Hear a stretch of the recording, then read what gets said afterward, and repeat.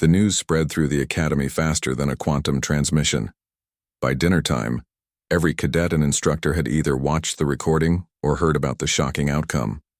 4 human cadets had defeated 4 Vaxian elite warriors in less than 4 minutes without a single human casualty. Tejo and his team sat at their usual table in the dining hall, trying to act normal despite the stares and whispers around them. Several cadets from other species had stopped by to congratulate them or ask questions about their tactics.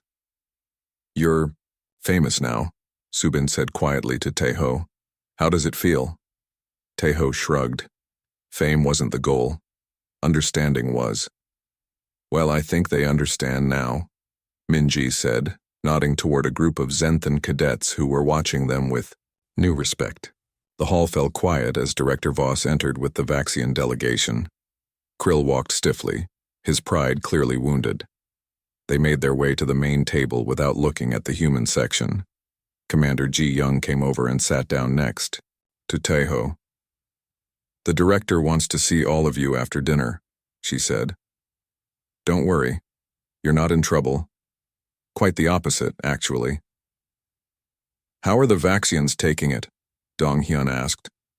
Ji Young glanced at the main table. "Their commander is actually impressed. He said it's been centuries since anyone defeated a Vaxian squad so completely. Krill is less pleased, of course." "Will there be problems?" Tejo asked. "No," Ji Young assured him. "The Vaxians value strength above all.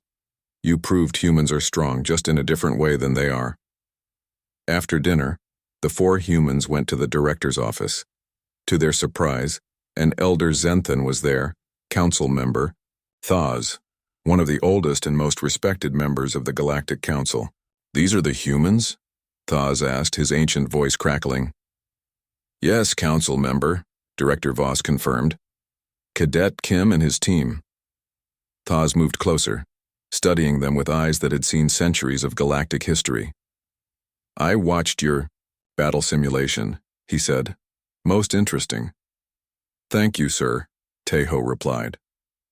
"Many species in the galaxy still wonder if humans belong in our alliance," Thaz continued. "They see your short lives and physical limitations as weaknesses." The humans remained silent, waiting. "But I have studied Earth's history since you joined the alliance," Thaz said. "Your species survived and thrived on a planet with some of the most diverse and challenging conditions we've seen. You developed thousands of different fighting styles, adapting to every situation." "We had to adapt to survive," Tejo explained. Thaz nodded. "Most species in the Alliance evolved with few natural predators, or with such physical advantages that they never needed to develop your kind of tactical thinking." "Is that why you came to the Academy, sir?" Minji asked. "To observe humans?" "I came because I believe humans will change how the Alliance fights its wars," Thaz said. "After today, others will begin to believe it too." 2 weeks later, Krill approached Tejo in the training yard.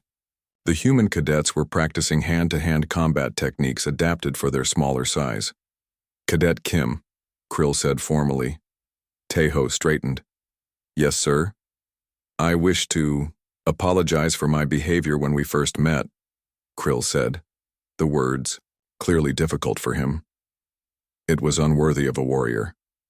"Apology accepted," Tejo said. Krill hesitated, then asked, "The 4 minutes you mentioned after I struck you, you planned it all from that moment?" Tejo nodded. "Humans respond to threats in different ways. Some fight back immediately. Others plan and wait for the right moment." Krill considered this. "My people would benefit from learning such patience. Perhaps you could teach me some of your tactics before we leave?" "I'd be honored," Tejo said. As the Vaxian walked away, Commander Ji Young approached. "Well done," she said. "You've accomplished something remarkable here." "What's that?" Tejo asked.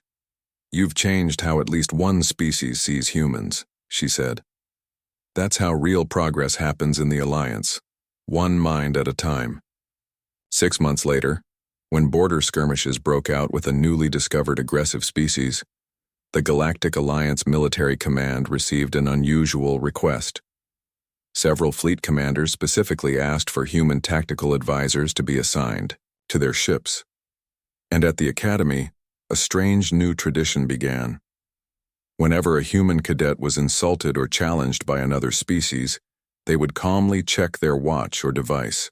More often than not, the challenger would quickly apologize and walk away, because everyone at the academy now knew what could happen when a human started counting minutes.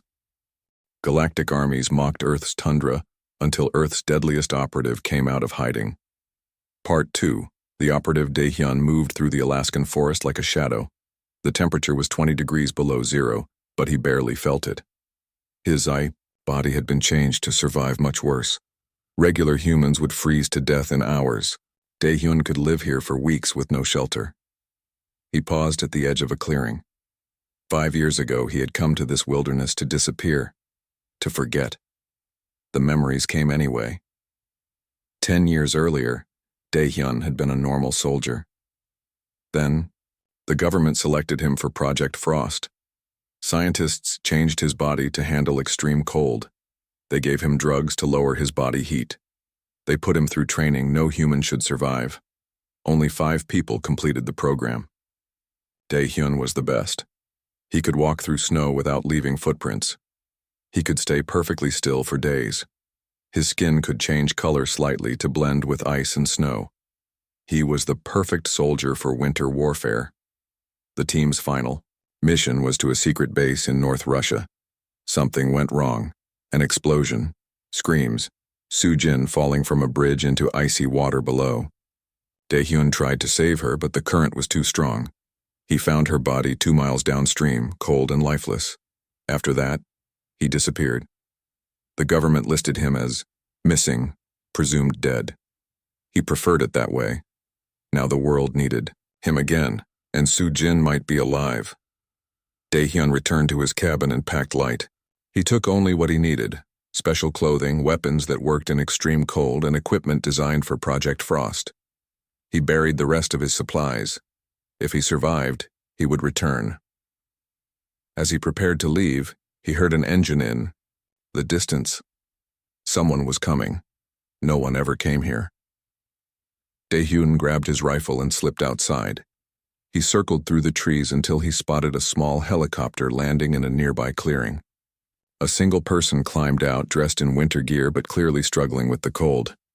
Daehyun watched as the visitor trudged toward his cabin, following footprints that Daehyun had deliberately left. The person knocked on the door. When no one answered, they pushed it open and went inside. Moving silently, Daehyun approached the cabin from behind. He entered through a hidden door and found the visitor looking at his maps. "Give me one reason not to shoot you," Daehyun said. The visitor jumped and turned around. It was a Korean man, younger than Daehyun, with a military haircut. "Kang Daehyun?" the man asked. "I'm Commander Han from Seoul Defense Force. General Lee sent me." "General Lee is dead," Daehyun said. "The radio reported it yesterday." Han nodded sadly. "Yes. Before he died, he gave me access to the Project Frost files. You're our last hope. I've been out of service for 5 years. But you're still the best cold-weather operative ever created," Han said. "The aliens have built their main base in Siberia. They think humans can't fight effectively in those conditions." Daehyun almost smiled. "They don't know about Project Frost." "No, and we have reason to believe Dr. Kim Soo-jin is alive. She was captured during a raid on a research center in Norway." Daehyun lowered his gun. "Impossible. I saw her die." "Did you check her pulse? Her breathing? Remember your training? Project Frost subjects can enter deep hibernation when injured," Daehyun remembered. His own body could slow down to near death to survive extreme injury. He had assumed Soo-jin couldn't do the same. Had he left her behind when she was still alive? "We intercepted alien communications," Han continued. "They mentioned capturing a human female scientist who could survive extreme cold. They're keeping her at their main base to study her." Daehyun turned away. "Even if I wanted to help, what can one man do against an alien army? You're not just one man. You're the ghost of the North, and you won't be fighting alone. Resistance groups are forming worldwide. We need someone who can penetrate their tundra base." Dae-hyun was silent for a long time. Then he picked up his pack. I'll help you find Soo-jin. After that, no promises. They took Han's helicopter to a hidden resistance base in Canada. During the flight, Han explained the situation. The aliens, called the Coalition, had taken over most major cities. They were extracting Earth's minerals and using humans as workers. Their technology is far beyond ours, Han said. But they have weaknesses. They hate the cold. They wear special suits to survive it. And their sensors don't work well in blizzard conditions. The base was built inside a mountain. Soldiers from different countries worked together, planning attacks against the alien forces. When Dae-hyun walked in, conversation stopped. People stared. Is that him? Someone whispered. The ghost? A tall woman approached. I'm Captain Yoon. I've heard stories about you, Dae-hyun. They say you once survived 2 weeks buried in an avalanche. 3 weeks, Dae-hyun corrected. What's our intel on the Siberian base? Captain Yoon led them to a planning room. Maps and satellite images covered the walls. The main base is here, she said, pointing to a massive structure in the Siberian tundra. They've built it on permafrost. Regular troops can't get close without freezing. What about their defenses? Energy shields, motion sensors, armed patrols. But their technology struggles in extreme weather. During blizzards, their systems fail. Dae-hyun studied the maps. I'll need a team, small, with cold weather training. I can give you 4 people, Captain Yoon said. That's all we can spare. It's enough. And I need all the information you have on Dr. Kim Soo-jin. They showed him reports and images. One blurry photo showed a woman being led into the alien base. The face was hard to see, but something about the way she moved. It's her, Dae-hyun said quietly. That night, he couldn't sleep. He thought about Soo-jin. Alive all these years. Had she been looking for him too? Or had she also gone into hiding thinking he was dead? The next day, Dae-hyun met his team.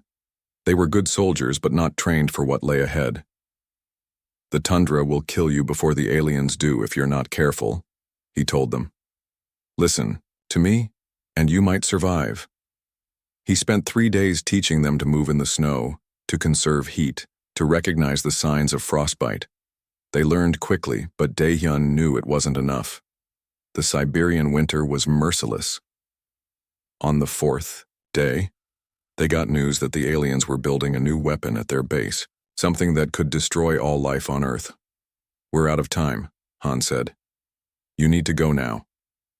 That night, a stealth aircraft dropped them 50 miles from the alien base. From there, they would travel on foot to avoid detection. As Dae-hyun stepped into the Siberian wilderness, he felt a strange sense of homecoming. This deadly environment was where he belonged, where he was strongest. Stay close, he told his team. From now on, we are ghosts. They moved into the white emptiness, 5 small figures against the vast tundra. Ahead lay the most advanced alien fortress on Earth. But they had one advantage the aliens didn't understand. This was Dae-hyun's world, and in his world, he was the predator. The Siberian tundra stretched before them, endless white under a gray sky. Dae-hyun led his small team through the snow, moving faster than should be possible in such conditions. Behind him, the 4 soldiers struggled to keep up. Take a break, Dae-hyun said, stopping near a small ridge that blocked the wind. The team collapsed gratefully. They had been moving for 10 hours straight, crossing 30 miles of frozen wilderness. Regular soldiers would have died hours ago. How much farther? Asked Tae, the youngest team member. 20 miles to the first alien outpost, Dae-hyun replied. We'll reach it by morning. While the others rested, Dae-hyun climbed the ridge. In the distance, faint lights glowed through the falling snow. The alien base was massive, covering several square miles of tundra. Smaller outposts formed a ring around it. Dae-hyun had spent the journey teaching his team to survive. Tae was quick to learn. June was strong but struggled with the stealth techniques. Mira was the best shot. Dae-hyun still didn't trust Hyuk, who asked too many questions. They weren't Project Frost operatives. They would die if exposed to extreme conditions for too long. but they were all he had. That night, as his team slept in a snow shelter, Dae-hyun stood watch. The temperature had dropped to 40 below zero. His special suit kept him comfortable, but more importantly, it hid his body heat from alien sensors. A light flashed in the sky, an alien patrol ship. Dae-hyun didn't move. The ship passed overhead, its scanning beams sweeping the ground. Finding nothing, it continued toward the main base. Dae-hyun thought about Soo-jin. Was she really alive? He had held her cold body in his arms. He had felt no pulse. But Project Frost operatives could slow their heartbeat to almost nothing when injured. He remembered the day they met, both new recruits to a program they didn't fully understand. Soo-jin was a scientist, brilliant and fearless. She helped develop the treatments that changed their bodies.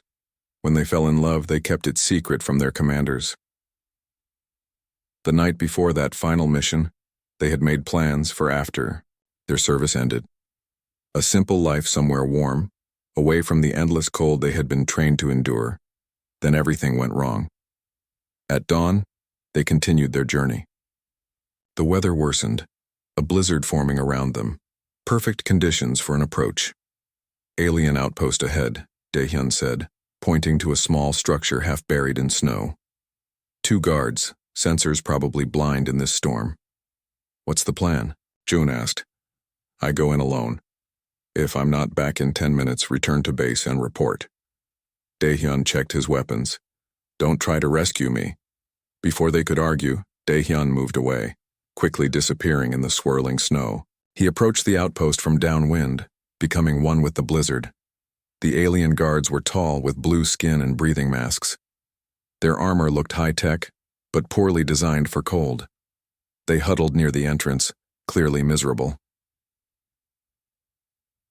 Dae-hyun waited until they looked away, then crossed the open ground in seconds. He knocked out the first guard with a blow to the head. The second reached for a weapon, but Dae-hyun was faster. They both went down without raising an alarm.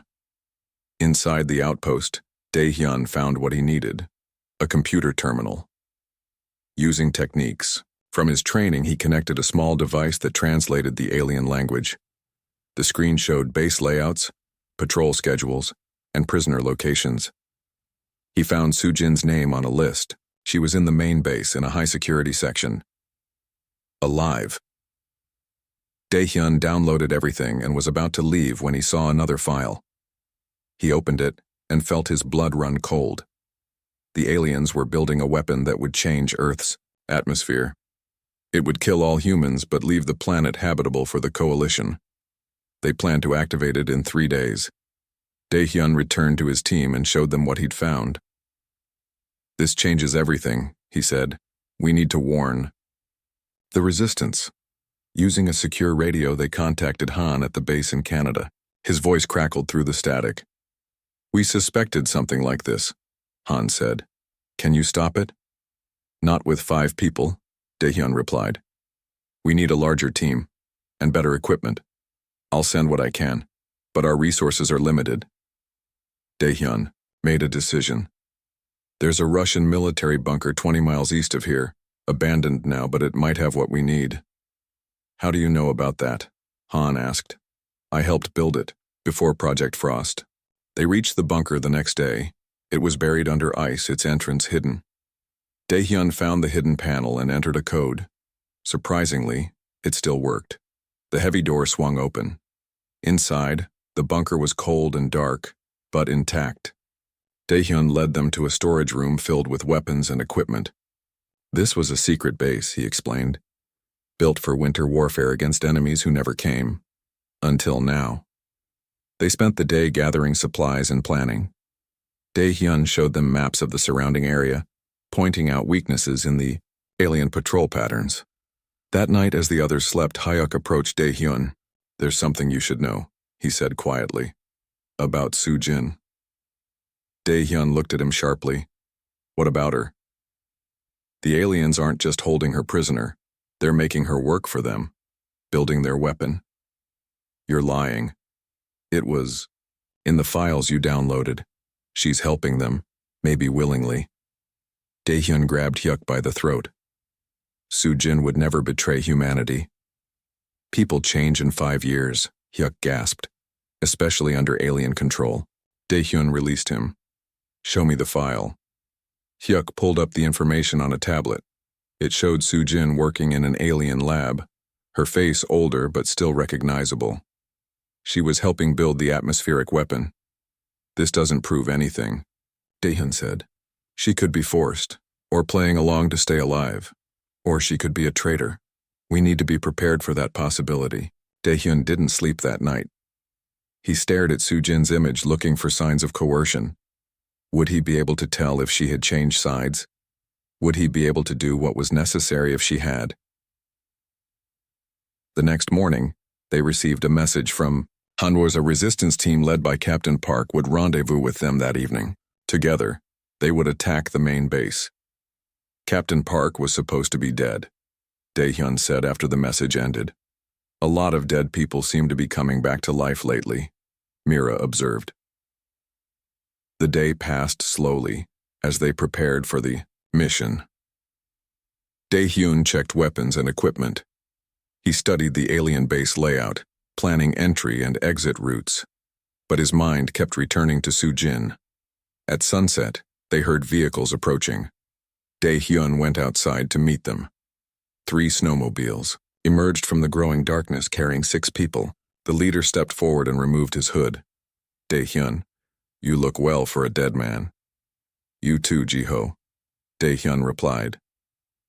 Captain Park Ji-ho had been his commander before Project Frost. Where have you been hiding? Underground. Literally. We've built a network of tunnels beneath the tundra. The aliens don't think to look down. Inside the bunker, they shared information. Ji-ho's team had been watching the alien base for weeks. Their main weakness is their environmental systems. Ji-ho explained. They need special heating to survive our winters. If we can disable it, most of them will freeze. What about the human prisoners? Dae-hyun asked. We've located them here. Ji-ho pointed to a section of the base map. Including your Dr. Kim. Dae-hyun nodded, not trusting himself to speak. There's something else, Ji-ho continued. We've intercepted communications suggesting the aliens are nervous. Something is killing their patrols in the outer perimeter. They're calling it the White Ghost. Everyone looked at Dae-hyun. It's not me, he said.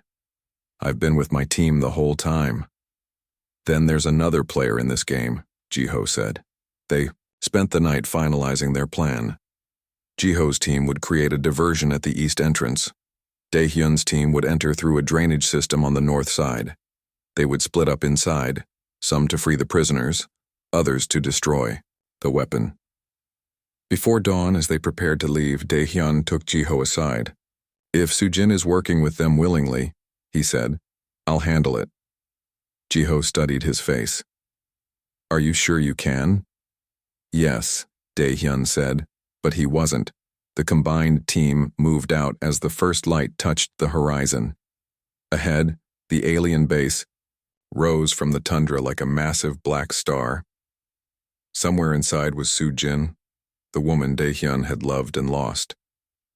The woman who might now be helping aliens destroy humanity. And in 3 days, if they failed, everyone on Earth would die. The drainage pipe was narrow and dark. Dae-hyun moved through it silently, followed by his team. Above them, the alien base hummed with activity. Guards patrolled the perimeter, weapons ready. But they never looked down. They never considered that humans would approach through icy water in freezing temperatures. Almost there, Dae-hyun whispered. The pipe widened into a collection chamber. From there, they could access the base's lower levels. Behind him, Tae and Mira struggled to keep their teeth from chattering. The water was just above freezing. For regular humans, it was dangerously cold. For Dae-hyun, it was merely uncomfortable. They reached the chamber and climbed onto a service platform. Dae-hyun helped the others out of the water. Change quickly, he ordered. They removed their wet outer layers and put on dry clothes from waterproof bags. Dae-hyun's special suit had already adjusted, pulling moisture away from his skin. 5 minutes to warm up, he said. Then we move. While the team recovered, Dae-hyun studied the access door. It had alien writing and a complex lock. He attached a small device that Han had given him. The lock clicked open. "Remember the plan," Dae-hyun said. "Tae and Mira, find the prisoners. Jun and Hyuk, locate the weapon control room. I'll find Soo-jin." "What if Captain Park's diversion doesn't work?" Jun asked. "Then we'll all die," Dae-hyun replied. "But at least we'll die fighting." They checked their weapons and communication devices. Then Dae-hyun opened the door, and they entered the alien base. The corridor was warm, with strange blue lights and walls made of metal unlike anything on Earth. They moved quietly, following the memorized map. At the first junction, they split up. Dae-hyun went alone, heading toward the research section where Soo-jin was supposed to be. He moved like a ghost, avoiding cameras and patrols. When he had to cross open areas, he timed his movements with the patrols becoming invisible through perfect timing rather than technology. He reached the research level and hid as a door opened. Two aliens walked out talking in their strange language. Behind them came a human woman in a white lab coat. Soo-jin Dae-hyun felt his heart stop. She looked older with lines around her eyes and streaks of gray in her hair. But it was her. The woman he had thought dead for 5 years. He waited until they turned a corner, then followed. They entered a large laboratory filled with strange equipment. In the center was a device that pulsed with green energy. The atmospheric weapon. Soo-jin moved around it, making adjustments. She spoke to the aliens in their language, pointing at different components. She looked like she was in charge. Hyuk's warning echoed in Dae-hyun's mind. Was she really helping them willingly? He watched as she worked, trying to read her face. She seemed focused, professional, not afraid, not acting under obvious duress. But there was something in her eyes, something hard to define. An alarm blared suddenly. The aliens looked up, startled. One touched a control panel, and a screen showed explosions at the east entrance. Captain Park's diversion had begun. The aliens rushed out, leaving Soo-jin alone with the weapon. She immediately stopped what she was doing and moved to a computer terminal. Her fingers flew over the controls, entering commands quickly. Dae-hyun stepped out of hiding. "Soo-jin." She spun around, eyes wide. For a moment, she didn't recognize him. Then her face changed, showing shock, disbelief, and something else. "Relief? Dae-hyun?" she whispered. "You're alive?" "I thought you were dead," he said. "I saw you fall. I found your body." She shook her head. "I was in deep hibernation. The aliens found me later. They realized what I was and took me." Dae-hyun moved closer, still not fully trusting. "Are you helping them build this weapon?" "Is that what you think?" She looked hurt. "I've been sabotaging it from the inside, making small changes they don't notice. If they had activated it as designed, it would have backfired on them." "Can you prove that?" Soo-jin turned back to the terminal. "I was just planting a virus in their system. It will shut down their environmental controls. In this cold, without heating, most of them will die within hours." Dae-hyun's radio crackled. "Ghost, this is Tae. We've found the prisoners, moving them to extraction point." "Copy," Dae-hyun replied. "Any problems?" "Minimal resistance." The diversion worked. Another voice came through. "Ghost, this is Jun. We've reached the control room, but there's a problem. The weapon is on a countdown, 2 hours until activation." Soo-jin looked alarmed. "That's not possible. I made sure it couldn't be activated yet." "Can you stop it?" Dae-hyun asked. "Yes, but I need to get to the main control room." Dae-hyun hesitated. Could he trust her? What if this was a trap? Soo-jin seemed to read his thoughts. "I know you have doubts, but we don't have time for them. If that weapon activates, everyone on Earth dies." She was right. Dae-hyun made his decision. "Jun, hold your position. We're coming to you." They left the lab and moved through corridors now filled with running aliens. The base was in chaos from the attack. Alarms sounded everywhere. Dae-hyun led the way, protecting Soo-jin as they fought through several alien patrols. "You still move like a ghost," Soo-jin said as they paused to catch their breath. And you still talk too much during missions, Daehyun replied. It was an old joke between them. For a moment, it felt like the past 5 years hadn't happened.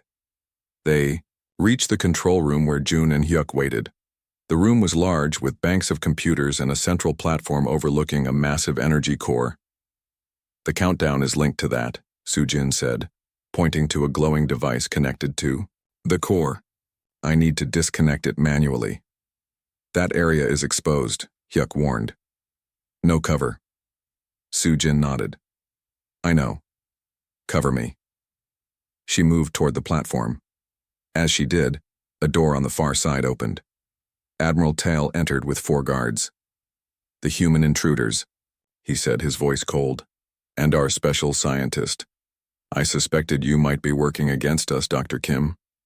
Daehyun stepped in front of Soo-jin. Get to the device, we'll handle them. What followed was chaos. Daehyun, June, and Hyuk fired at the aliens while Soo-jin ran for the platform. Alien weapons fired back, filling the air with energy bolts. June went down, hit in the shoulder. Hyuk provided covering fire as Daehyun advanced, moving with inhuman speed. He reached the first guard and disabled him with a precise strike. The second fired at point-blank range, but 3 days after the destruction of the Siberian base, Daehyun stood on a hill overlooking the resistance camp. Hundreds of tents spread across the snowy landscape. People moved between them, preparing for the final battle. News had spread quickly. All over the world, humans were fighting back. The aliens were suffering from the effects of the reversed weapon. Many had died. Others were sick and weakened. Their advantage was slipping away. But the coalition still had one powerful card to play. Their main ship remained in orbit, carrying enough firepower to destroy entire cities. Admiral Tal had escaped the base before its destruction and returned to his vessel. Now he was threatening to burn Earth's surface unless humans surrendered. The world's leaders had given their answer: no surrender. The final battle would begin at dawn. There you are, Soo-jin said, climbing the hill to join him. The meeting is about to start. Daehyun nodded. His wound had nearly healed, thanks to his enhanced body and Soo-jin's care. She had spent the past 5 years learning alien medicine while pretending to help them. Now she used that knowledge to treat injured resistance fighters. They walked back to camp together. In the main tent, Commander Han, Captain Park, and other resistance leaders were gathered around a table. Ah, the ghost arrives, Han said with a small smile. We were about to discuss your role in tomorrow's operation. The plan was bold but desperate. While resistance forces worldwide attacked alien ground positions, a small team would infiltrate the main ship in orbit. Their mission: disable its weapons and capture Admiral Tail. We have one shot at this, Captain Park said. The aliens are expecting an attack. They've increased security on all transport systems to the ship. Then we won't use their systems, Daehyun said. We'll use our own. He pointed to a location on the map. Here, secret government facility. They were developing high-altitude insertion technology before the invasion. Experimental but functional. You want to drop onto an alien ship from the edge of space? Han looked skeptical. The aliens won't expect it, Daehyun replied. Their sensors are focused on conventional approaches. The room was silent as everyone considered the plan. Finally, Captain Park spoke. Who goes with you? Soo-jin. She knows. Alien technology. Hyuk for communications. Tae for explosives. What about me? June asked from his seat in the corner. His injuries were still healing. You've done enough, Daehyun told him. Rest now. After the meeting, Soo-jin found Daehyun checking equipment. This plan is insane, she said. You know that, right? Yes, he agreed. But it might work. If it doesn't, we die in space. Cold. Alone. Daehyun almost smiled. We've both died before, it wasn't so bad. Soo-jin touched his arm. I'm serious, Daehyun. The odds are terrible. When have we ever had good odds? He looked at her. You don't have to come. Yes, I do. She squeezed his arm. We started this together. We'll finish it together. That night, they flew to the secret facility in northern Canada. It was partially damaged from the initial invasion but still operational. Scientists who had hidden there helped prepare the special suits and drop pods. These will protect you during the fall, explained Dr. Lee, the head scientist. But they're not designed for extended space exposure. You'll have 10 minutes to find an entrance to the ship before your oxygen runs out. The team studied the ship schematics that Sujin had stolen from the alien database. They identified possible entry points and mapped routes to the weapons control center. What about Tile? Hyuk asked. Where will he be? The command bridge, Sujin answered. Here. She pointed to the center of the ship. Heavily guarded but accessible through maintenance. Tunnels. As the others continued planning, Dae-hyun stepped outside. The night was clear and cold, the stars bright overhead. Somewhere up there was the alien ship, waiting. Han joined him. Nervous? No. It was true. Dae-hyun felt calm. Whatever happens, tomorrow Earth fights back, that's what matters. You were right about the Tundra, Han said. The aliens never understood it. Never understood what it creates. What's that? People like you? Survivors. Ghosts. Han looked at the stars. When you reach that ship, make them regret every joke they made about our frozen wasteland. At dawn, they boarded the aircraft that would take them to the drop point. The 4-person team was quiet, each lost in their own thoughts. They wore the experimental suits, sleek black designs with built-in oxygen systems and temperature regulation. Dae-hyun checked Sujin's equipment one last time. Remember your training, he said. Slow your heartbeat during the fall, conserve oxygen. She nodded. Just like old times. The aircraft climbed to maximum altitude, then deployed a special rocket stage that carried them even higher. At the edge of space, the pilot gave the signal. Drop in 3, 2, 1, you mark. They jumped into emptiness. Earth curved below them, beautiful and blue. Above, the alien ship grew larger as they fell toward it. Their suits had small thrusters to guide their descent. Dae-hyun led the formation, adjusting his path to hit the targeted landing zone. 2 minutes to contact, Tae reported through the radio. No sign they've detected us. The ship filled Dae-hyun's vision now, a massive structure of black metal and glowing energy fields. He aimed for a section that Sujin had identified as an external airlock. 1 minute, Hyuk called. Sensors are active. That meant the aliens were scanning, but not specifically. For them. Good. Thrusters at 30 seconds, Dae-hyun ordered. They needed to slow their descent before impact. The team activated their thrusters in unison, their fall slowing as they approached the ship's surface. Dae-hyun hit first, magnetic boots locking onto the metal hull. The others landed around him. We're on, he reported to the distant command center on Earth. Proceeding to entry point. They moved across the hull like insects on a massive beast. The airlock was 50 meters away. They reached it quickly and Sujin began working on the control panel. Their security is tighter than expected, she said, fingers moving rapidly. I need more time. Oxygen at 8 minutes, Tae warned. Finally, the airlock opened. They slipped inside and closed it behind them. Air hissed into the chamber. Remove. Helmets only after confirmation, Dae-hyun reminded them. They waited until instruments showed breathable atmosphere, then carefully removed their helmets. The air feels strange, Hyuk said. Heavy. It's adjusted for their biology, Sujin explained. It won't hurt us, but it might slow us down. They discarded the bulky spacesuits and moved into the ship. The corridors were dimly lit with the same blue light Dae-hyun had seen in the ground base. They encountered few aliens, most were either at battle stations or affected by the weapon Sujin had modified. According to the ship layout, weapons control is 3 levels down, Sujin said. They found a service ladder and descended.